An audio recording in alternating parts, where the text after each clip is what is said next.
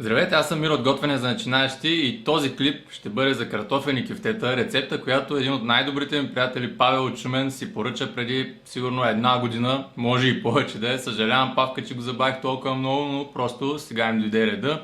Рецепта се получи супер вкусна, накрая ще видите как ги опитвам, така че останете с мен през цялото време на клипа, за да не пропуснете някоя важна подробност. Ще преминем към необходимите продукти, както винаги естествено точните грамажи може да им намерите отдолу в описанието на клипа.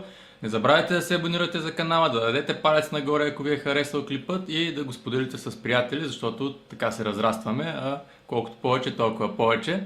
Благодаря ви, че гледате и нека да преминем към приготвянето. За картофените кюфтета естествено ще ни трябват картофи, като в случая моите са домашни и са доста кални, затова трябва да се измият много хубаво, ако не искате последствие вече сварените ви картофи да имат вкус на пръст. Дори да не са домашни от магазина и да изглеждат мити, отново е хубаво с хладка вода просто да ги измиете, за да няма никакви остатъци от пръст. След което ги слагам в дълбока тенджера и ги сварявам до пълна готовност. Ще ги обелим вече след като са готови. Като за овкусяване на кюфтетата и за умесването им ще ни трябват яйца, малко сирене, лук, който ще настържем, сол, черен пипер и чубрица. През лятото, когато има изобилие от пресен копър, си ги правя малко по-свежи, вместо с чубрица, с ситно нарязан копър. Като ще ни трябва и малко брашно, за да ги оттупаме преди да ги пържим, както и олио за изпържването. Доста проста, доста елементарна рецепта, но ако не я направите както трябва, могат да се получат доста трагични резултати. Нека да започнем с измиването на картофите. След като вече картофите ми са измити, мога да премина към сваряването им, като нещо важно, което пропуснах да ви кажа, мисля, че съм го споменал и в други клипове, но когато искате да варите картофи, избирайте такива, които са с ориентировъчно еднакъв размер. Това ще ви гарантира, че ще се сварят за едно и също време, което е важно, защото ако единият ви е толкова голям, а другият ви е толкова голям, познайте какво, по-големият няма да се свари за същото време като по-малкият. Сипвам си картофите, покривам ги с хладка вода, не с ледено студена, защото ще отнеме много дълго време да заври водата. Като тук ще прибавя и малко сол.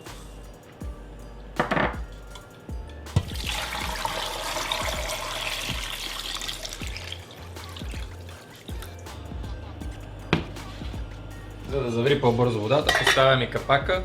Като няма как да ви дам точно време за сваряване на картофите, тъй като много зависи от сорта картофи, от размера им.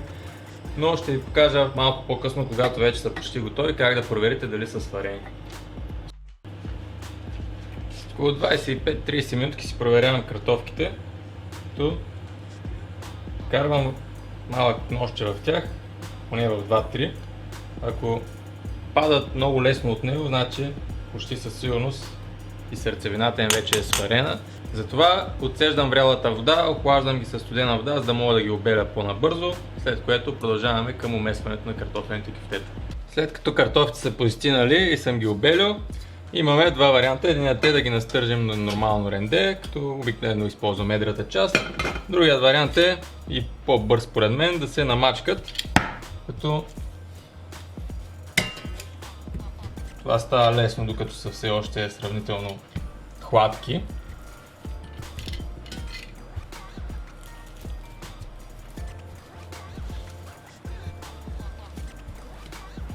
Ако нямате с какво да ги намачкате, както казах, може и просто да ги настържите. Ефектът ще е горе-долу един и същ. Гледам да няма останали едри буци. Ако има дребни, не е проблем. Няма да не пречат на самото уместване, но ако са прекалено едри, ще пречат.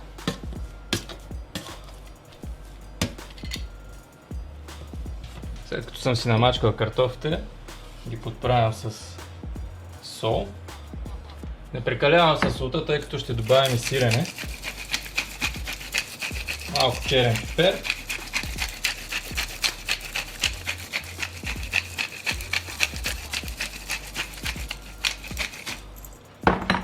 Както и стривам на много фино чубрицата. Ако не сте големи фенове на чубрицата, както ви казах, може да използвате пресни подправки, маганос, копър, каквото обичате. С чубрицата също не прекалявам, тъй като тази е домашна и е много ароматна. Обикновено тази, която продават в магазините на пакетчета, вече е доста изветряла. Сега остана да си настържа и лука.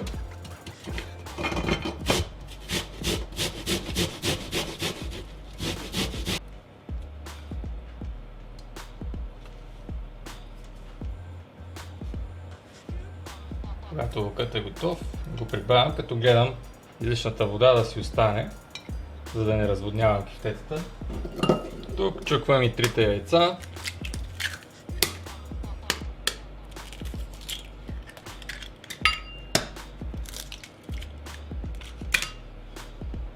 И си умесвам сместа, като накрая ще прибавя и сиренето.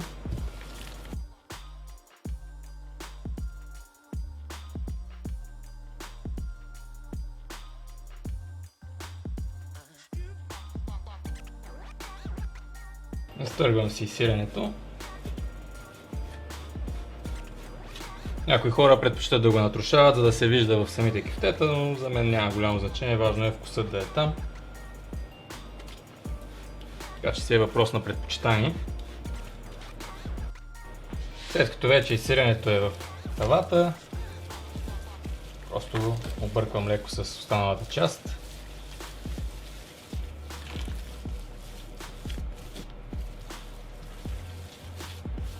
От размесването мешистето в картофите се активира и сместа започва да става леко по-плътна, което ще ни помогне кюфтетата да се задържат добре. Когато ги стиснете, е хубаво да остават на топка заедно.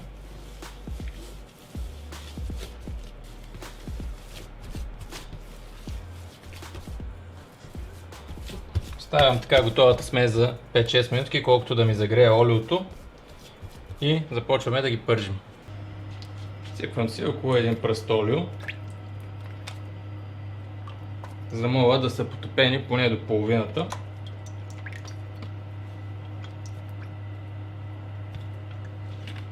В подходяща чиния, която е поне с борд, за да е малко по-дълбока, си изсипвам брашното, което ще ги оттупваме. По принцип, може да си увъртите всички кюфтета предварително, да са ви готови оттупани в брашно и само да ги пържите. За мен става по-бързо да си правя 4-5, слагам ги тук, докато се пържат, оформям следващите 4-5, така спестявам малко време.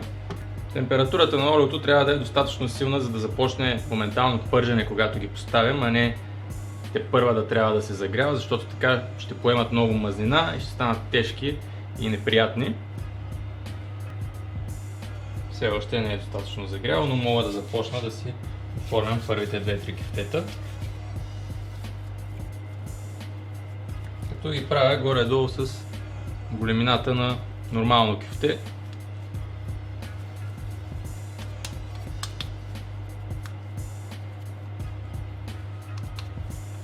Не прекалено големи, не и много малки.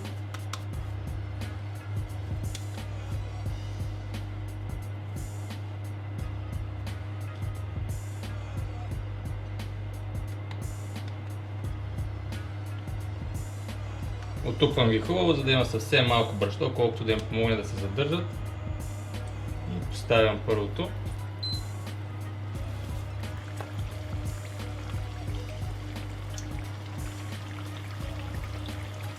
Както виждате, гледам да не ги скупчвам прекалено много. 4-5 са достатъчни за този тиган, за да могат да се пържат при равномерна температура, да не спада рязко. И не ги пипам, не бързам да ги обръщам. Когато започнат да стават съвсем леко златисти по краищата, значи отдолу вече са придобили приятен цвят, който също така помага и да се задържи формата им, защото докато все още са в началото, са доста крехки, ако тръгнете да ги обръщате, може да се разпаднат. И така, след като са започнали, надявам се да се вижда, да стават леко златисти по краищата, мога да пристъпя към обръщането им. Ето виждате какъв приятно златист цвят. Трябва да е прекалено тъмен, нито пък прекалено светъл. За изваждане естествено ще приготвям чиния с хартия, за да мога да се отцеди излишната мазнина. Като чакам тук, продължавам с оформянето на другите кюфтенца. 2-3 минутки кюфтенцето и от другата страна е вече златисто, така че е готово за изваждане. Сеждам го добре и го оставям на хартията. Ароматът е страхотен, усеща се много приятно чабрицата.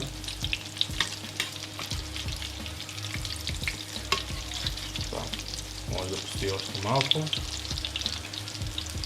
Когато половината от кюфтетата вече са обърнати, температурата на олиото се е върнала до известна степен, така че може да слагате по 2-3 нови кюфтета, няма да спадне рязко температурата.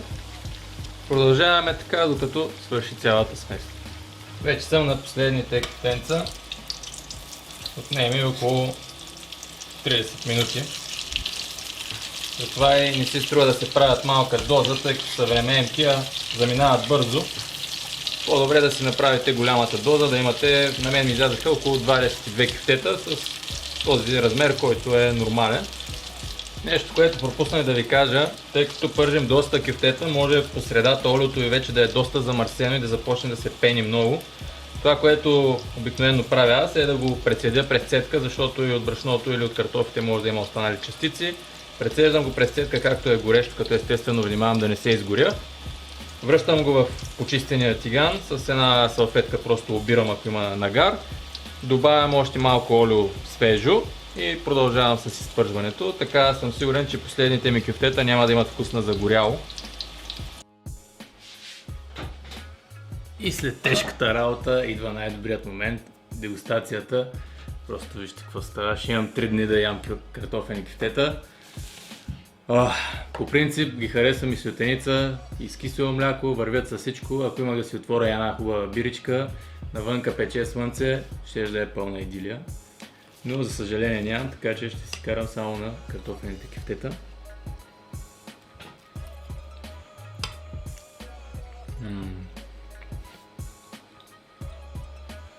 Честно казано, не ги приготвям много често, тъй като отнемат време. Но пък като си направя 20 кюфтета, наистина ги ям 3 дни. Усилието се заслужава, защото са адски вкусни. Ако майка ми можеше да ги опита, сигурно ще да се гордее с мен.